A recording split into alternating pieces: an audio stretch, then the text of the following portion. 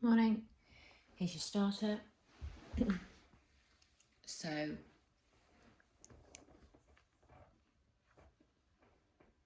it's really, I suppose, transformations of graphs and completing the square, which are both on your list of topics for your assessment next week. And here's your answers. So the first one, there's lots of ways you could answer this for 2 marks. It hasn't specified how it wants you to do it. You do have to show it though, so you have got to make sure you clearly answer it. So it's told you there's no real roots. One way would be to draw a graph and show that it doesn't cross the x-axis. That would work.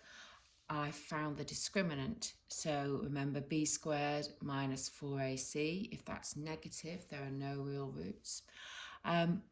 Also, you could complete the square, which is really handy because you need to do that for 3 marks in the next question.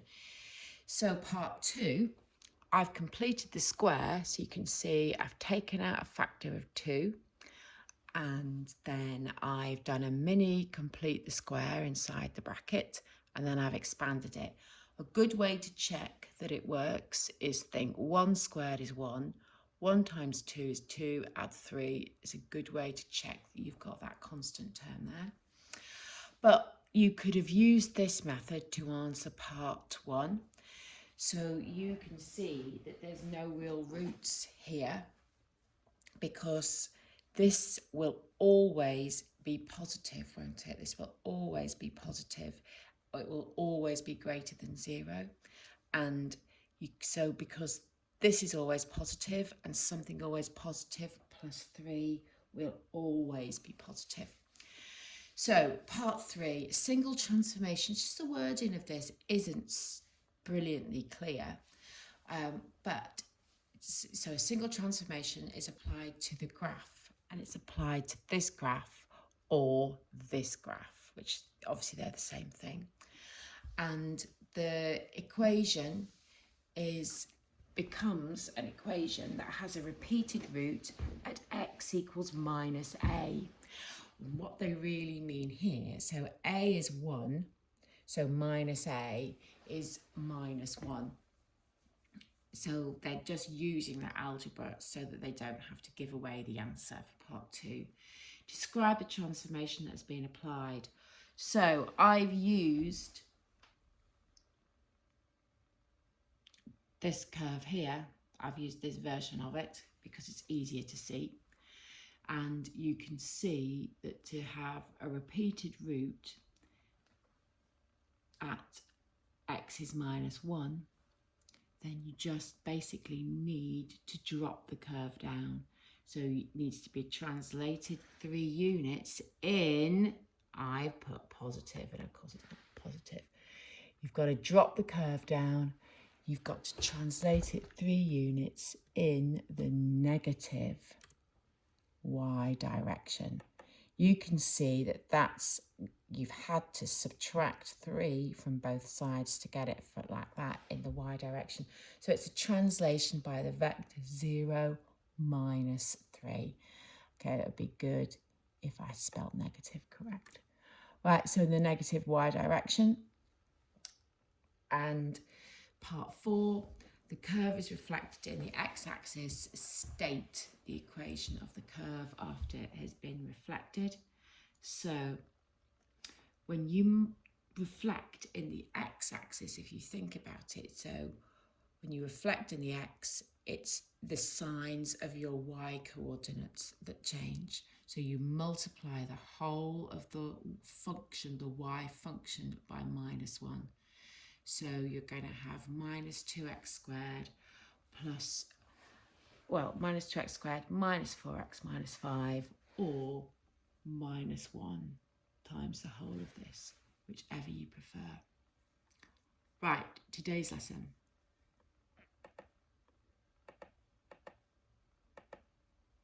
So what we're looking at today is, because the next thing we're going to look at is, it's a bit of an algebraic topic, but we need to be really refreshed on factor theorem and polynomial division, which you met in year 12. So the first thing we're going to look at today is a review of the factor theorem. So there were two main points that we met in year 12 with the factor theorem that you need to know. If f of a, so you've got a polynomial f of x. If f of a is equal to 0, if you substitute a value a in and your polynomial becomes 0, then x minus a is a factor of f of x. And if f of b over a is 0, then the ax minus b is a factor of f of x. When would you use the factor theorem? Well, first of all, sometimes the question will say you have by using the factor theorem. So if you do anything else, they're not going to give you the marks.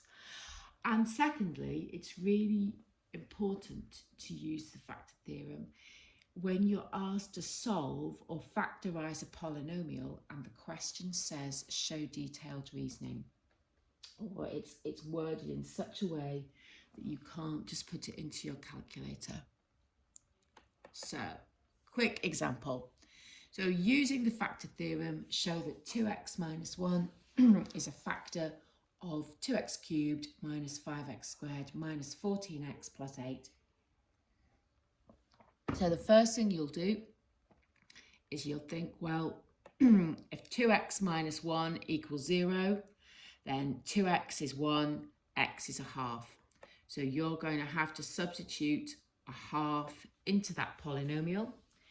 And because it's all about show that, you've got to make it look, like you are physically putting it in. So if you put a half in, so you've got 2 times a half cubed, etc. And then it's 0. And you should then state, therefore, by using the factor theorem, 2x minus 1 is a factor. Part B. Hence, we're going to solve this and we're going to use detailed reasoning. So what we need to do is, because we don't have a method for solving cubics, we are going to divide this polynomial by what we know is a factor, and we're going to use polynomial division to do that. We're going to be left with a quadratic, which we're then going to factorize or complete the square or use the quadratic formula because it's detailed reasoning. So setting up your polynomial divisions. Now, of course, if you don't like polynomial division, you can compare coefficients. So if we set this up, obviously I've got the answer there, but I'll try and sort of go through it. I've sort of written it out. So 2x goes into 2x cubed, x squared times, doesn't it? So you've got your x squared. You then multiply this by x squared, so you've got 2x cubed minus 1x squared. You then subtract minus 5x squared, take away x squared, is minus 5x squared plus x squared, so minus 4x squared. Drop down your next term. Okay, so let's now, I don't think I would have dropped that term down there. I think I'm going to cover that up. So I don't think I would have dropped that one down quite so soon. Right, so 2x goes into minus 4x squared minus 2x times. So you write your minus 2x there and multiply this by minus 2x, giving you minus 4x squared plus 2x. Now do your subtraction. Minus 14x minus 2x is minus 16x. Drop your 8 down. So 2x goes into minus 16x, negative 8 times. Multiply this by negative 8, and you can see you've got your remainder of 0. So you've now been able to write your cubic as the product of 2x minus 1, x squared minus 2x minus 8. That's an easy one to factorize. So now, again, showing your detailed reasoning, you've been able to write it as a product of 3 factors. So it's really straightforward for you to write down your solutions. You didn't have to solve this, By factorising, you could have put it into the quadratic formula, showing what you're doing because it says detailed reasoning, or you could have used completing the square. It's totally up to you, but when it says detailed reasoning, you must justify your answer. Okay, again, given that 3x plus 2 is a factor of this polynomial. Now, 3x plus 2 being a factor, so if you think if 3x plus 2 equals 0, 3x will be negative 2, x will be negative 2/3. So for this to be a factor, f of negative 2/3 has to be 0. So again, what you've got to do is slightly different, is find the value of a. So if you substitute negative 2/3 into your polynomial, obviously you've got that little a on its own, just rearrange to find your value of a. So a nice straightforward question. So pause the video, have a quick go at these. So question 1, question 4. And here are your answers. What we're going to be looking at next lesson is simplifying rational expressions. And you did do quite a lot of this at GCSE, but we're obviously going to move it quite a bit further forward. So it's going to be really important for us to have a little refresher. So again, factorising is the key. You have your calculators to help you. So example 3, we are going to do a division of fractions here. Now remember, when you divide fractions, first fraction stays the same. You take the reciprocal of the second and you multiply. So you multiply by the reciprocal of the divisor, or you think keep, flip, change. So first thing I've done is I've factorised wherever I can. So you've factorised your denominator here, and I've factorised the denominator here. You might even want to put your x plus 1 in brackets. Now, you can spot that instantly before you do any division, that if that x plus 1 is in brackets, they are going to cancel. So you've ended up with 1 over x minus 1 divided by all of this. You know that you're going to now keep, flip, change. So again, you can think of your x minus 1 in brackets. So your x minus 1, that's in brackets, and your x minus 1, they will cancel.